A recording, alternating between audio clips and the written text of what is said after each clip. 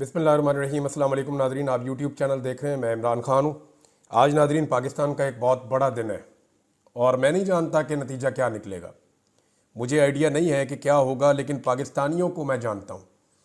पाकिस्तानी जो है वो आज़ादी पसंद है, पाकिस्तानी जो है वो इंसाफ पसंद है। पाकिस्तानी गलत फ़ैसला नहीं कर सकते। पाकिस्तान बनाने से लेकर अब तक पाकिस्तानियों ने तमाम फ़ैसले ठीक किए हैं, लेकिन पाकिस्तानियों के ऊपर जो टोला मुसल्लत है उसने हमेशा पाकिस्तानियों की राय का एहतराम करने की बजाय बंद कमरों में फ़ैसले करके पाकिस्तान को नुकसान पहुंचाया है। आज पाकिस्तान का एक बहुत बड़ा दिन है।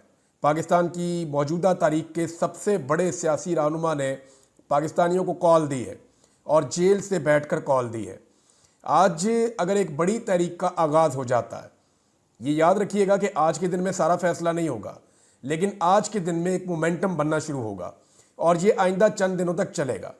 देखना यह है कि हुकूमत अवामी ताकत का मुकाबला कितनी देर तक कर सकती है, या दूसरी चीज़ ये देखनी होगी कि हुकूमत की फस्तायत के सामने पाकिस्तान के करोड़ों लोग घुटने टेक देते हैं या हुकूमत के सामने डट कर खड़े हो जाते हैं और उन्हें ये कहते हैं कि हम टैक्स देते हैं, ये मुल्क हमारे पैसों से चलता है, हम इस मुल्क के मालिक हैं, तुम हमें डंडों के साथ दबा नहीं सकते, जुल्म और फस्तायत के साथ हमारा हक हमसे नहीं छीन सकते। या तो फिर पाकिस्तानी राज करेंगे इस मुल्क पे, या फिर पाकिस्तानियों के ऊपर एक मखसूस टोला राज करेगा। माफिया का राज इस मुल्क के ऊपर रहेगा। जो माफिया पॉलिटिकल पार्टीज हैं, जो चंद खानदानों की हुकूमत है, वही आपके बच्चों के ऊपर भी रूल करेंगे। आज जो तहरीक शुरू होने जा रही है, ये इसमें एक फैसला कुन रोल प्ले कर सकती है। कुछ डेवलपमेंट्स हैं, मैं आपके साथ शेयर करूंगा, लेकिन दिन बहुत इंपॉर्टेंट है। मेरे ख्याल में इलेक्शन के दिन से भी ज़्यादा इंपॉर्टेंट है। मेरे ख्याल में ये अब तक की पाकिस्तान तहरीक इंसाफ की सबसे बड़ी कॉल है। इमरान खान साहब के लिए ये इसलिए फैसला कुन है कि उनकी पूरी ज़िंदगी की सियासत का दारोमदार आज के दिन के ऊपर है। यानी इमरान खान साहब ने लगभग 96 से लेकर अब तक कोई 28 साल सियासत की है। उनकी पूरी सियासत का निचोड़ आज का दिन है। आज पता चलेगा कि उन्होंने पाकिस्तानियों को अपने तई कितना शऊर दिया और पाकिस्तानियों को अपने नज़रिए के साथ वो खड़ा कर पाए हैं या नहीं, और क्या पाकिस्तानी इमरान खान साहब के लिए जो वो कुर्बानी दे रहे हैं उनके साथ खड़े होने के लिए तैयार है। देखें, हुकूमत तो बहुत डरी हुई है, सहमी हुई है। हुकूमत के इकदाम भी यही बता रहे हैं। हमने ना कभी अपनी ज़िंदगी में इतने बड़े पैमाने के ऊपर कंटेनर की दीवारें देखी, ना कभी सुनी जिस तरह की दीवारें इन्होंने खड़ी कर दी हैं। हालांकि ये तिनकों की तरह बह जाएंगे।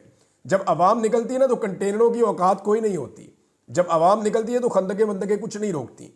जब आवाम निकलती है तो ये 10-20 हज़ार, 50 हज़ार, 1 लाख, 1.5 लाख सिक्योरिटी वाले कुछ भी नहीं कर सकते। ये कुछ भी नहीं कर सकेंगे, ये बेबस हो जाएंगे। ये आवाम को ना सिर्फ रास्ता देंगे, बल्कि आवाम को दूसरा रास्ता बताएंगे भी कि वो आसान रास्ता, उधर से चले जाओ, या आए हम आपको गुजार देते हैं, माँ जी आओ मैं तो हाथ भर के लंघा देना। माँ, ये इस तरह करेंगे सिक्योरिटी वाले अगर आवाम निकल आई। लेकिन अगर इक्का दुक्का लोग निकले, तनहा तनहा लोग बाहर आए, तो मेरी बात आप याद रखिएगा, फिर उनको सामना करना पड़ेगा मुश्किलात का। और अगर लोग इकट्ठे निकले और उन्होंने बताया कि वो पाकिस्तान के लिए निकल रहे हैं, एक साथ निकल रहे हैं, आने वाली नस्लों के लिए निकल रहे हैं, जबर और फस्तायत के खिलाफ निकल रहे हैं, तो फिर इस हुकूमत के लिए मुश्किल हो जाएगा। और ये जो एहतजाज है, ये कोई एक दिन का है भी नहीं। याद रखिएगा, ये फेजेस में चलेगा और ये एहतजाज लंबा चलेगा। ऐसा नहीं है कि पाकिस्तान तहरीक इंसाफ के वर्कर एकदम निकलेंगे और निकल के सारे पहुंच जाएंगे, नहीं। इमरान खान साहब ने बलूचिस्तान के लोगों को मना किया था, उन्हें इस्तिस्ना दिया था कि आप बलूचिस्तान में रुकें, लेकिन बलूचिस्तान से अब तक 4 काफिले पहुंच गए हैं। दोपहर के वक्त, कल दोपहर को एक बड़ा काफिला कल दिन के वक्त पहुंचा था सलार खान का, और ये एक बड़ा काफिला था, बल्कि इसके साथ एक वीडियो भी आई है, वो मैं देखकर हैरान हो रहा था। रास्ते में पुलिस वाले ने, कुछ पुलिस वाले थे, सिक्योरिटी फोर्सेज के लोग थे, उन्होंने पाकिस्तान तहरीक इंसाफ के बंदे अगवा कर लिए, उठा लिए काफिले में से। तो पाकिस्तान तहरीक इंसाफ के लोगों ने SHO को बैठा लिया पकड़ के, और फिर बाद में सौदेबाजी हुई, SHO वापस कर रहे हैं और अपने बंदे वापस ले रहे हैं। ये मैंने मनाजिर देखे। यानी बलूचिस्तान के जो वहाँ से लोग आ रहे हैं, उन्होंने बड़ी मुज़ाहमत की है, जगह जगह पे उनको रोकने की कोशिश की गई, लेकिन अपना पूरा जोर लगा के भी बलूचिस्तान से एक ही रास्ता आता है। ये जोब वाले रास्ते से आए हैं सब लोग, कोयटा से निकले, वो एक ही रोड है, बाकी रास्ता कोई नहीं है। दोनों तरफ बुलंद पहाड़ है, या नीचे बाज़ जगह पे दरिया है, पानी है, ऐसे है। तो वो DI खान तक पहुंचना कोई आसान नहीं था, लेकिन बलूचिस्तान से निकलकर ये लोग DI खान तक पहुंचे हैं और रास्ते में बेशुमार रुकावटें इन्होंने ना सिर्फ अबूर की हैं बल्कि मुकाबला करते हुए पहुंचे हैं। तो खैबर पख्तूनख्वा से इस्लामाबाद पहुंचना जैसे मुश्किल है, ऐसे ही एक सूबाई हुकूमत की पूरी ताकत का मुकाबला करके बलूचिस्तान से काफिले कुछ इस्लामाबाद पहुंच गए हैं और कुछ खैबर पख्तूनख्वा पहुंच गए हैं और ये अब इंतज़ार कर रहे हैं फाइनली जब सारी चीज़ें इकट्ठी हो जाएंगी। आज दोपहर के बाद आपको ज़्यादा मनाजिर नजर आना शुरू होंगे एहतजाज के, लोग निकलना शुरू करेंगे। शेर अफजल मरवत की ड्यूटी है कि उन्होंने इस्लामाबाद की तरफ लोगों को मुतहरिक करना है और उसके लिए वो कॉल दे रहे हैं, अपने लोगों को इकट्ठा कर रहे हैं।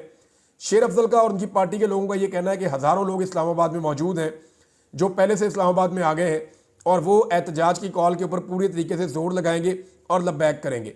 हुकूमत की जानिब से ये कहा गया है कि जितने बंदे मैक्सिमम हो सके उनको गिरफ्तार किया जाए, लेकिन मुझे ऐसा लगता नहीं है। हज़ारों लोगों की गिरफ्तारी कभी भी मुमकिन नहीं होती।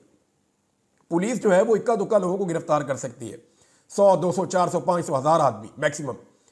जलूस या जलसे वाले दिन हज़ारों की तादाद में बहुत बड़े पैमाने पर लोगों को गिरफ्तार नहीं किया जा सकता, ये मुमकिन नहीं है। मुझे लगता है कि ये डराने के लिए हिकमत अमली है कि लोग डर जाएंगे, जनाब बाहर निकलेंगे तो हम गिरफ्तार हो जाएंगे। मेरे ख्याल में लोगों का अब गिरफ्तारी से डर भी निकल गया। जितने लोग भी गिरफ्तार होते हैं वो इमरान खान के नारे लगाते हुए आते हैं। और इस वक्त जो मनाजिर मैं देख रहा हूँ, बहुत सारे लोगों ने वीडियो भेजी हैं।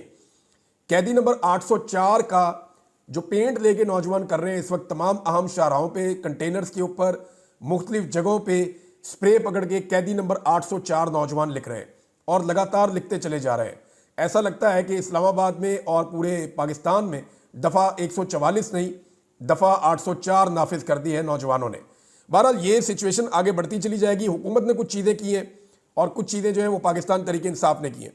एक तो जो स्वाबी के लिए पाकिस्तान तहरीक इंसाफ की मशीनरी निकली थी, जिन्होंने कंटेनर उठा के फेंकने थे या कंटेनर साइड पर करने थे, वो जब मशीनरी पेशावर से निकली और 5 किलोमीटर तक उसने सिर्फ ट्रैवल किया तो मशीनरी को मोटरवे पुलिस ने रोका और नामालूम अफराद ने उसके ऊपर हमला कर दिया। मशीनरी के ऊपर फायरिंग की गई, वहाँ पे खून के धब्बे भी मिले। मशीनरी के ड्राइवर और जो हेल्पर्स हैं वो उसके बाद गायब हो गए, उनका कुछ पता नहीं चल रहा, उन्हें नामालूम अफराद उठाकर ले गए। मशीनों के ऊपर पेट्रोल डाल के आग लगाने की तैयारी की जा रही थी कि इतने में पाकिस्तान तहरीक इंसाफ के लोग पहुँच गए और उन्होंने जब नामालूम अफराद के पीछे दौड़ लगाई तो वो खेतों में भाग के निकल गए। तो इस तरह जो है वो मशीनें तो बच गई हैं, लेकिन ड्राइवर ज़ख्मी है। कौन ज़ख्मी है, उसको कहाँ ले जाया गया, इसके बारे में कुछ पता नहीं है। लेकिन ये इंतहाई अफसोसनाक बात है कि खैबर पख्तूनख्वा के अंदर जाके पेशावर से सिर्फ 5 किलोमीटर दूर मशीनों को जलाने की कोशिश की गई है। क्या इस मुल्क के अंदर कोई कानून नहीं है? क्या इस मुल्क के अंदर कोई इंसानियत नहीं है?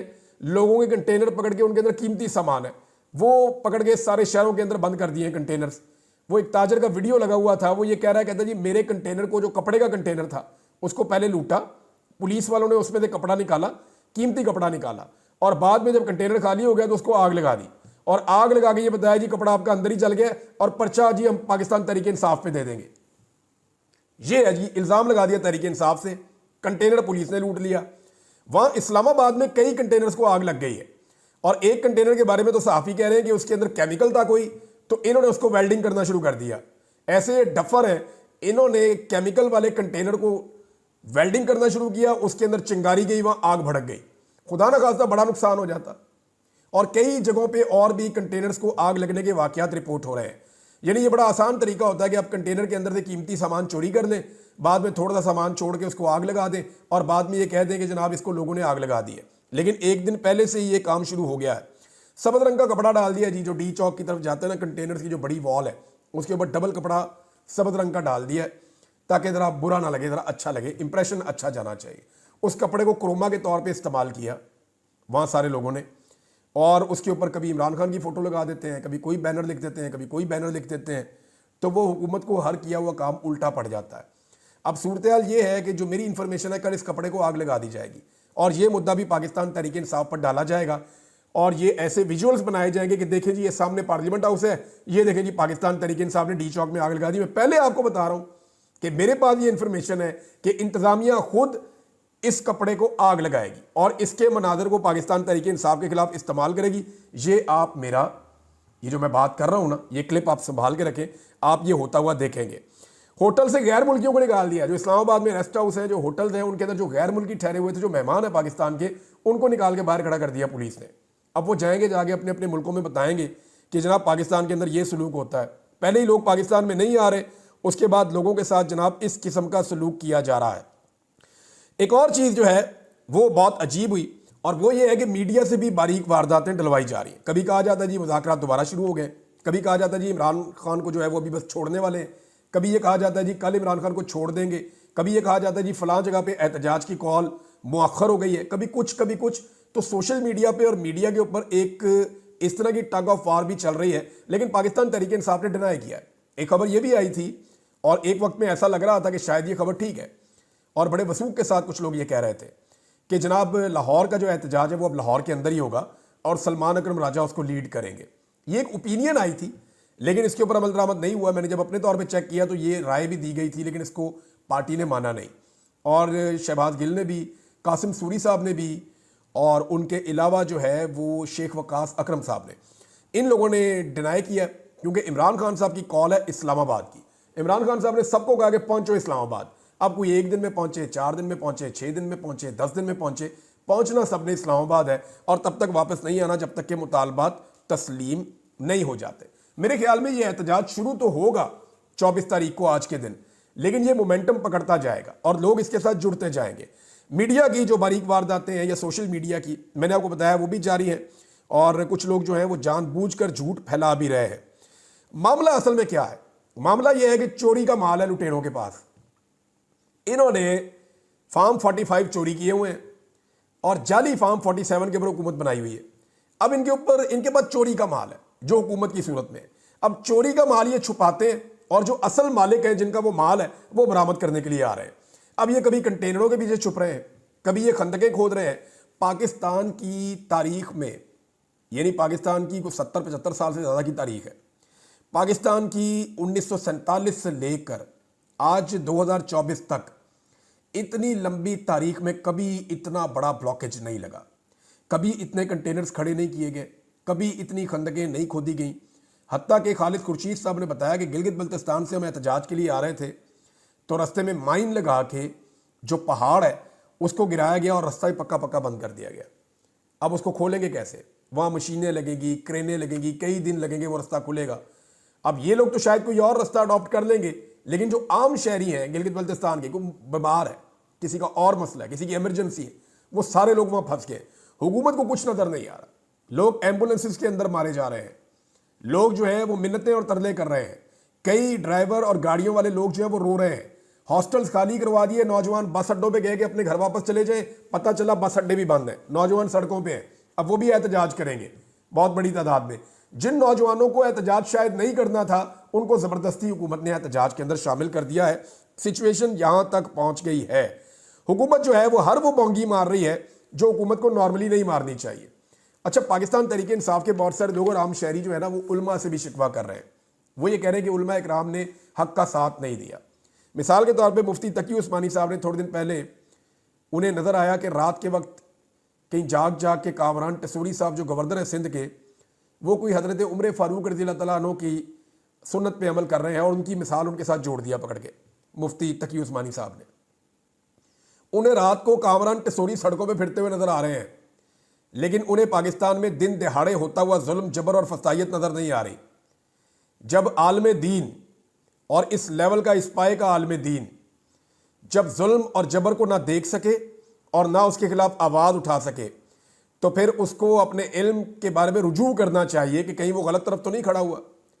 उसे रुजू करना चाहिए और अपने अंदर झांक कर देखना चाहिए कि वो जालिम और जाबिर का साथ तो नहीं दे रहा, वो कंप्रोमाइज़ तो नहीं हो गया। यानी हुक्मरानों के दरवाज़ों पे अगर उलमा पहुंच जाएं तो फिर आप उनकी क्रेडिबिलिटी के ऊपर तो शक करेंगे ना। तो पाकिस्तानी जो है वो अब किसी को भी माफ़ी नहीं दे रहे, हर तरह की बात कर रहे हैं और हर चीज़ सामने लेकर आ रहे हैं। उधर ओवरसीज़ पाकिस्तानियों ने जो है वो बड़ी तबाही फेर दी है। लेकिन पहले पाकिस्तान तहरीक इंसाफ के हवाले से खबर है, और बहुत सारी खबरें हैं।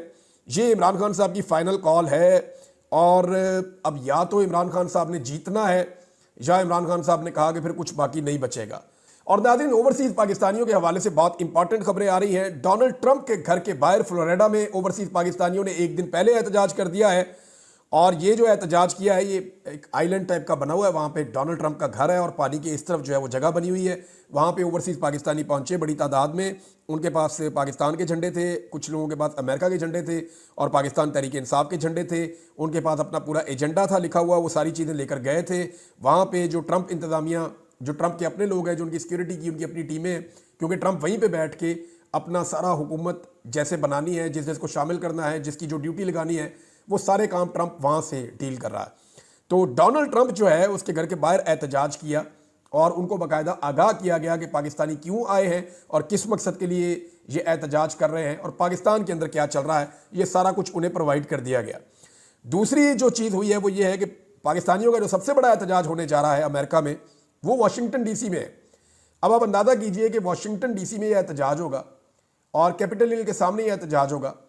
बड़ी तादाद में पाकिस्तानी आएंगे और पाकिस्तानी वहाँ पे जो तकारीर करेंगे उसमें वो जो बाइडन के ऊपर तनकीद करेंगे और जो अमेरिकन पुलिस है वो उनको वहाँ पे सिक्योरिटी फराहम करेगी। कितना बड़ा फ़र्क है। अमेरिका अपने आप को सुपर पावर कहता है, दुनिया का सबसे तगड़ा मुल्क है। उस मुल्क के अंदर पाकिस्तानी जो वहाँ पे पहले दर्जे के शहरी भी नहीं है, वो जाएंगे उस मुल्क के हुक्मरान के दरवाजे के सामने खड़े होंगे, हुकूमत के दरवाजे पे खड़े होकर हुकूमत की बुराइयां करेंगे और वो ये कहेंगे कि आपने ज्यादती की पाकिस्तान के साथ। जो बाइडन पे तनकीद करेंगे और उस मुल्क की इंतजामिया और पुलिस पाकिस्तानियों को वहाँ पे तहफ़्फ़ुज़ देगी। लेकिन पाकिस्तान में आप दारुल हुकूमत में दाखिल नहीं हो सकते। ये फ़र्क है अमेरिका में और पाकिस्तान में। जब तक पाकिस्तान में डेमोक्रेसी नहीं होगी, आज़ादी इज़हार राय नहीं होगी, जब तक पाकिस्तान में रूल ऑफ लॉ नहीं होगा, तब तक पाकिस्तान जो है वो इन मुल्कों का मुकाबला नहीं कर सकता। पाकिस्तान ऐसे ही हमेशा पीछे रहेगा जब तक कि हम अपना किबला दुरुस्त नहीं करेंगे। एक बहुत बड़ा एहतजाज है जिस पे हुकूमत बहुत ज़्यादा परेशान है और वो एहतजाज होने जा रहा है 10 डाउनिंग स्ट्रीट में। यहाँ जो पाकिस्तानी हैं वो बहुत बड़ी तादाद में पहुँच रहे हैं और जो अंदाजे आ रहे हैं वो ये है कि ये हिलाकर रख देगा पूरी हुकूमत को और पूरे सिस्टम को। जो 10 डाउनिंग स्ट्रीट में एहतजाज होने जा रहा है, पाकिस्तानी हुकूमत और पाकिस्तानी सफारत खाना और जितने अहम लोग हैं वो पूरी कोशिश कर रहे हैं कि किसी तरह ओवरसीज पाकिस्तानियों को इस एहतजाज से रोका जा सके। लेकिन 10 डाउनिंग स्ट्रीट पे होने वाला एहतजाज बहुत बड़ा इम्पैक्ट क्रिएट करेगा पाकिस्तान के लिए, पाकिस्तान की यहाँ पे मौजूद हुकूमत के लिए। देखें होगा क्या, पाकिस्तान में जो कुछ हो रहा है दुनिया उसको सिर्फ देखेगी एक खबर के तौर पर, लेकिन जब उन मुल्कों के अंदर बड़े बड़े एहतजाज होंगे तो फिर वो देखेंगे कि हमारे मुल्क के अंदर भी एहतजाज हो रहा है, फिर वो गौर करेंगे। फिर उनको बताया जाएगा जनाब ये देखें तो पाकिस्तान के अंदर जितना जुल्म जबर और फस्तायत हो रहा है आलमी सतह के ऊपर सबको पता चलेगा और पाकिस्तानी एस्टेब्लिशमेंट के ऊपर एक दबाव आएगा कि इस जुल्म को, जबर को और फस्तायत को बंद किया जाए। अगर एस्टेब्लिशमेंट अपना हाथ उठा ले इस हुकूमत के पीछे से तो ये हुकूमत चंद घंटे भी नहीं टिक सकती। इनके बस में है ही नहीं कि ये टिक कर रह सके और ये कभी भी सस्टेन नहीं कर सकेंगे। पाकिस्तानी मीडिया जो है वो बारीक वारदातें जहाँ पे डाल रहा है, वहीं पे जो बैनुल अक़वामी मीडिया है वो इस सारे इशू की बहुत बड़ी कवरेज कर रहा है, बड़ी खुली कवरेज कर रहा है और वो जो कवरेज है वो बढ़ती चली जाएगी आज के दिन से लेकर अगले चंद दिन तक। एक